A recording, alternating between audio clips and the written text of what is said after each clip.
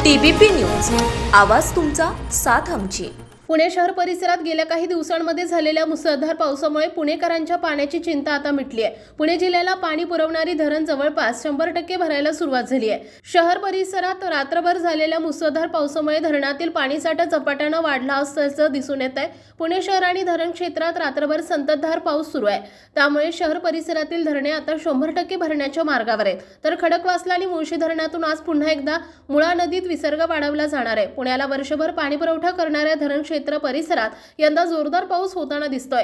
सतत सुरू असणाऱ्या पावसामुळे पुण्यातील अनेक धरणात 100%च्या जवळपास पाणीसाठा जमा झालाय, त्यामुळे पुणेकरांना मोठा दिलासा मिळालाय। पुण्यात 2 दिवस पावसाचा जोर कमी झाल्याचं दिसून येत होतं, मात्र आज पुन्हा एकदा सकाळच्या सुमारास पावसानं हजेरी लावली आहे। पुणे शहर परिसरात झालेल्या मुसळधार पावसामुळे धरण क्षेत्रातील पाणीसाठा वाढलाय।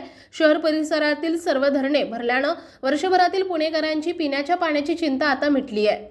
आपल्या भागातील